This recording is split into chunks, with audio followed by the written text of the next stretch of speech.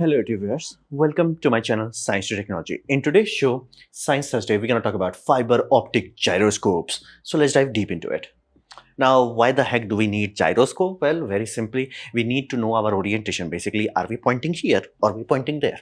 Well, so how do we do it? Well, Wright brothers try to relies on these puppies, which we call inner ear. Now, ear does work, that's why I am standing, but it's a very sloppy tool. And again, I'm reasonably sure all of you have seen what happens when you drink a little bit. So, and you also have to understand, ear alone, it's not a really good sensor.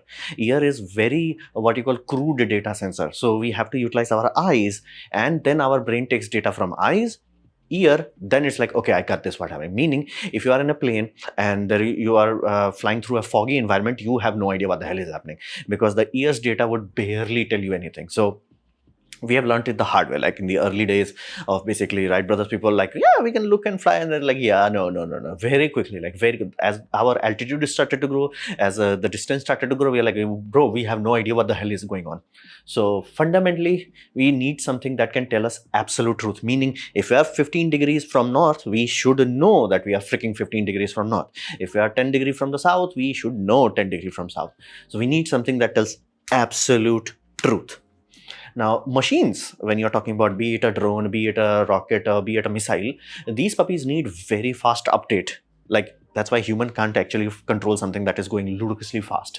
So we need something that is very fast and precise. Meaning, when you're trying to make a missile, can you make missiles with your normal parts? Of course, you can do that. It's just, if you launch 100 of them, maybe 5, 6 will hit out of randomness, but you cannot make it precise enough. Like, that was a very big issue with ICBM development. It's like, we could make the thing, we got the puppies, we got the that we can launch it like, other side of the planet. It's just that we do not know which country it will hit. Like, you will fire it for Germany, it may end up in UK or France.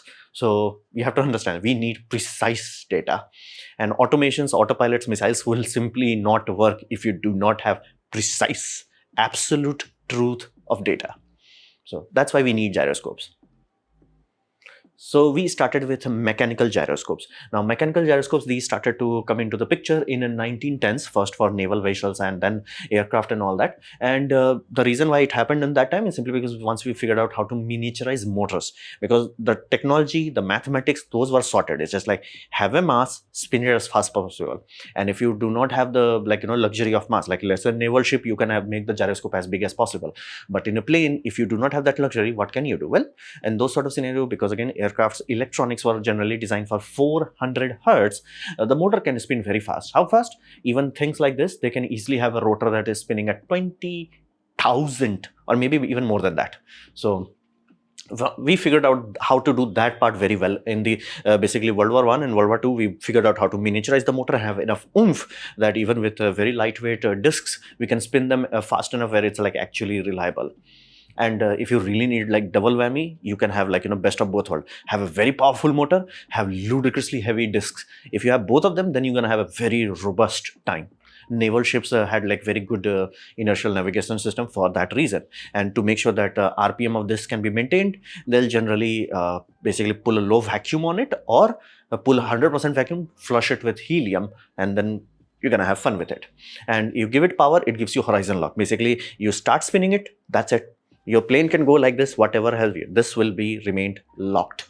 So that's the whole point. So aircraft, submarines, boat, Saturn V, this is from Saturn V. Now Saturn V, again, they will lock the gimbal, start spinning up the motor. Once the motor reaches the RPM and everything is like good, then they'll unlock it. Then rocket can do YOLO. It does not matter. The core will remain exactly the same. Meaning, for guidance computer, there will be an axis like this, which is a, let's just say, global value. It will remain like this. They will know where I'm looking at the moon, I'm coming from the moon. This will remain locked.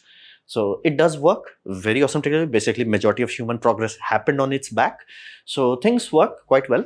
But these puppies are power hungry. And I'm reasonably sure you can understand, even if you are spinning something that is few grams for 20,000 RPM, those puppies will drink power like there is no tomorrow. So while they do work, they are very power hungry and they drift like crazy. Meaning, this is so bad. We built jumbo jets on this. That jumbo jets flew and they always needed radar locking calibration, so to say, because remember, there was a time where GPS was not open for public. So planes were relying on cruder method. Basically, they had inertial measurement unit like this puppy, but it drifts. So they fly the plane, cool, problem, 1 hour in the flight, no problem. 3 hours in the flight, you are starting to drift. 5 hours in the flight, you may have entered a different airspace, which has unfortunately happened. And again, they did not get that calibration data, which again, in the flight, you need that calibration data. They crossed a military airbase. Happened. A lot of innocent people died, and after that America opened a GPS for airlines, and slowly over time, right now very high quality GPS is available for civilian use, because they do work, but they do need calibration, meaning you can easily trust these puppy for 1 hour, but if you have to fly for 13 hours, 15 hours, it's like, woo, nah. So mechanical system, they got us going, but we needed something robust, more better. So a side tangent happened. We miniaturized those puppies, which we call MEMS, micro electromechanical systems. Generally, you are talking about a few millimeters square. Now again, it won't be generally centimeter size, it generally would be few millimeters only. And it's generally used for non-critical things like your smartwatch, your everything smart in it basically. So they can use that. It's very cheap, meaning you can buy it for your Arduino projects also. It's very cheap, but it's not precise as well. It does work, it can tell you up or down, but it's not precise enough. So not really good thing, and it drifts like crazy, meaning if you make a rocket on it, you can make it. There are a lot of YouTubers who did that. It's just like, like if you actually make a missile out of it, it's like, yeah, let's hope it goes to the right place. It will drift like crazy. All the only you can compensate on that by feeding data from GPS to correct it, so to say. So how does this work? Well, mechanical system on the past always had the issue is like how the heck you give power to it and read data out of it. So they generally had a potentiometer where you had a wiper reading data, basically that gives your computer is like, okay, am I this degree or that degree? And then you had slip rings dumping power. It does work, but again, those things are very big frictional losses. And I'm pretty sure by the time they were being used, magnetic bearings were not logical enough to put in there. And even if you put bearings, how the hell you will get the data, like, orientation data and all that jazz. So they never developed that. But this puppy was a very awesome answer from semiconductor industry. In semiconductor industry, you can etch exact pattern into that. So this capacitive fingers became a thing. So what you're talking about is capacitive comb fingers, meaning you have things like this, and one is static. So one side would be proof of fixed, another side would be flexible mass. So the flexible mass will shake. Now what does it mean? That simply means the capacitance between these fingers changes. Computer can easily detect it. You are not touching it. Let that be very clear. You are not touching it. You can read where it is without touching it. That's a very big reason. That's why it's actually reliable enough to be used in some low quality things. Zero contact. That's why it's a very low power device, and it does work. Now here's the deal. It cannot spin. Again, it's a etched. It's a what we call compliant mechanism. So it can't spin. So we figured out a cheat code. Cheat code is Coriolis force happens even if you're not spinning, if you're vibrating. If you have a resonance frequency and you're just going like, then any turn will induce a certain level of drift to it. The drift will be detected by this capacitive finger. I've linked a very detailed video down below, but that's the whole essence of it. These things have capacitive finger that allows them to know the position of the movable part without touching it, and they're vibrating based on like an oscillator signal. And benefit of that is it resists change, and because it's resisting change, this changes in a known variable. So you get that data. It's like my mobile has rotated 90 degree, my mobile has rotated 180 degree, all that jazz. So this is micro electromechanical system. But let that be very clear, this puppy is not solid state. It looks like a solid, but it's not solid state, meaning it does have vibrating components. And if you use it inside a basically cheap grade one, you directly used in, let's say, artillery shell, it will shatter inside. Basically the floating mass will go patak.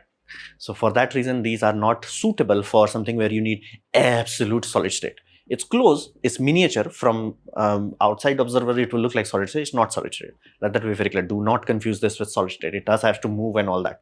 So there is an inherent G-shock limitation, or you have to buy some very expensive one which are used for artilleries that can handle 10,000 G. Now we come to the true solution, which is ring laser.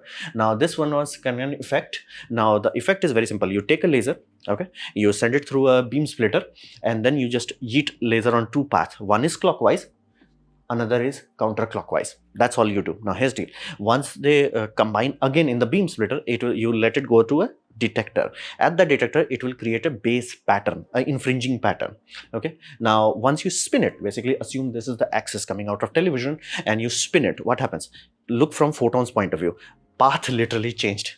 Like again, photon is moving at the same speed, but you move the path. So basically this mirror for the count, if you're rotating in positive direction, it's like, bro, that came to me. And the negative direction is like, bro, why are you running away? So that caused a longer length. Now you're like, okay, scientifically it makes sense. Like, you're throwing two fixed speed things in one way, another way. And the gate basically shifted. Of course, one will be quicker, another will be later. How the heck you detect that? Well, you don't. Light is not that slow that you can detect that thing.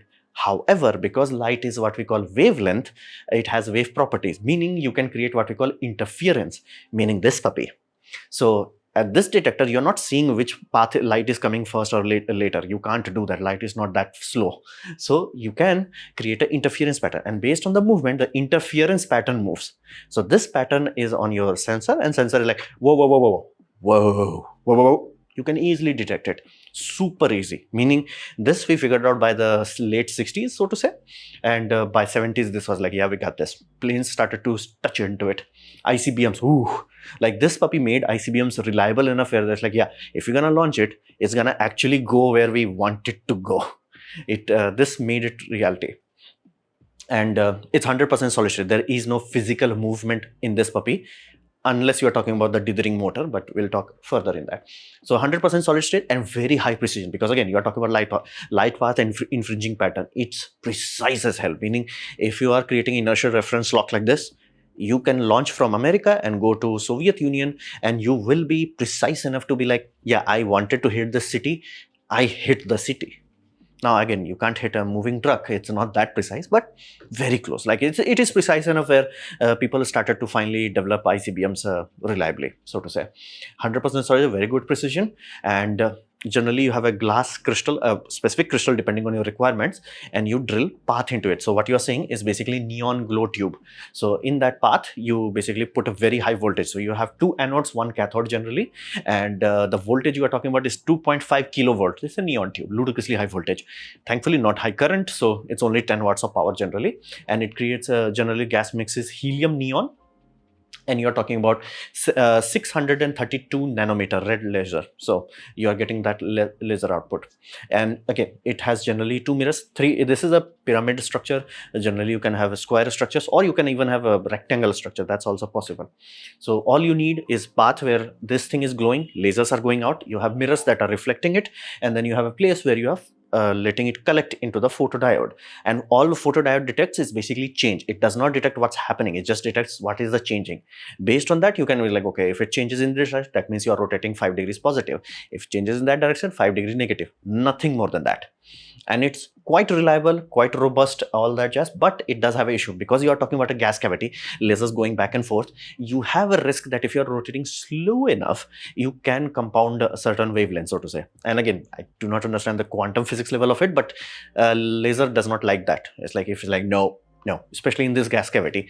So in those sort of scenario, it can reach what we call lock-in, meaning the data output would be lulled, simply because the constructive and destructive interference will be messed up.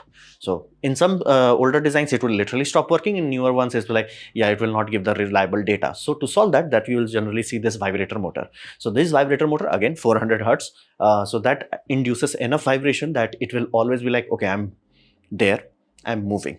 And computer removes that 400 signal out of the sensor data, and then it's like, okay, this is the real signal. These things are what makes your ICBMs go. And very robust, very reliable, does work, and very radiation resistant, because there is nothing inherently other than the electronic itself that will be affected by radiation. So this does work. Very robust, very reliable puppies. And this is how humanity upgraded into solid state gyroscope. So this is ring laser, and this principle is very simple. You take a laser, you yeet it in two directions, one way, another way, clockwise, counterclockwise. And if you switch the goalpost, basically, if your goalpost is moving, it's like, hey, one is reaching earlier, another is reaching later. And based on constructive and destructive wavelength, you can get an interference pattern. That fringe pattern allows you to be very easily detectable, like 1970s analog computer can be like, hey, oh, bro, it can be done. So right now, most aircrafts even that you are flying will generally have these puppy. Now we come to the big daddy, which is fiber optic. So again, same siren effect, but it has much longer path. Because again, you can understand if you have path length of few millimeters, it's good, but it's not that good. But imagine if you have path length of kilometers. Imagine having a spool of fiber and you just like going YOLO on it. Like these coils are generally like 60 tons and some have 68 tons, ludicrously long path length. And the ones that are used in submarine that could literally have multi-kilometer path length in fiber. So benefit of that, the longer the system is, the more time laser takes, and it gives you much better precision, like precise enough that submarine can count on it and be like, I got this, I'm going there, I am there. So it's a very good, and it does not have, because there is no gas cavity, does not have that light interfering in naughty ways. It does not have lock-in, meaning it does not require vibration motor. So this puppy is true solid state. There is no cavity, there is no gas chamber, there is no vibration motor. This is 100% absolute solid state, basically what you have in your missiles. So this does work. And again, instead of using gas tubes, we generally use laser diodes of infrared variety. Now let that be clear, does not mean all systems are using infrared. It's just that the catalog that I found that had that. So generally 1310 nanometers to 1550. Why? That's the same laser technology used in optical fiber. So same telecommunication optical fiber, telecommunication laser diode, they just copy pasted that. So it does work. It's much cheaper, much lighter, and you have to understand this, it's far more shock resistant, because if you're talking about a cavity is inherently vulnerable. Now again, if the inherent crystal is very strong, you can trust on it. But what if crystal is not strong? You are still limited by the fact that you have a cavity. There is no cavity. You can epoxy the whole thing out of there. So this puppy can handle 10,000 G like, brah, don't bother me. So this is very good. But because it has so many fiber, the fact when you send it puppy outside in deep space, people don't like it. Why? Radiation can affect the fibers. Again, one day nothing will happen, but 2 days, 5 days, because you have so much fiber, some degradation could occur and will occur. So that part is still not sorted yet, meaning how to have this sort of technology reliably working in decades in deep space. We have not reached there yet. You may require certain type of fiber topology which can handle that. We are not there yet. And it is a bit temperature sensitive, because again, fiber does expand and contract based on temperature, but not an issue, simply because you can compensate for it. It's like oscillators, generally oscillators that we use in our watch is not useful because it's not reliable. So you can make it reliable in two ways. First, you can have a temperature sensor that's like, okay, what's the actual temperature? Or B, even better, where it's like, okay, let me lock its temperature, 50 degrees Celsius, the end. That point is like super precise. So same thing happens here. You can have a cheap one, which again for missile, you do not need like multi-hour destination. Even ICBMs are like, bro, 21 minutes, 35 minutes, like 21-minute delivery, next one free. It was on a, Minuteman missiles door. So temperature is not that big of a deal. But again, for deep space, you may find is like, bro, we are going from sun side super hot and going into Earth's shadow. We are getting fried. So that may cause an issue. But right now, naval industry is like, we need this. Submarines like, we need this yesterday, because again, they do not have the luxury of GPS. So in what we call GNS denied areas, this thing is like robust enough where it's like, all other systems like, will get 15 minutes, I can guarantee you where you are. This puppy is like, I can guarantee for 24 hours where you are. And if still don't have GNS, you have bigger problem. So these are the best bang for the buck at this point in time. You take a light source, you send it through a polarizer, basically you yeet one, yeet another, they go round and round, and then come back into the receiver. Receiver gives you your phase shift based on the interference pattern. You study the interference pattern, as in like by a sensor, and ta-da, you know what the hell is going on. So it's a final evolution of solid state gyroscope. It does work. A really robust technology. All planes, newer planes generally have this. So this was my presentation on gyroscope. Hopefully you have liked it, learned from it. In that case, please hit the like button, share it amongst a friend. That will help me a lot. If you didn't like it, didn't enjoy it, I urge you to press dislike, press it twice to show me extra disappointment. Please leave a comment, because I do try to reply to all of them. Subscribe, press the bell icon if you're free, and as always, thanks for watching.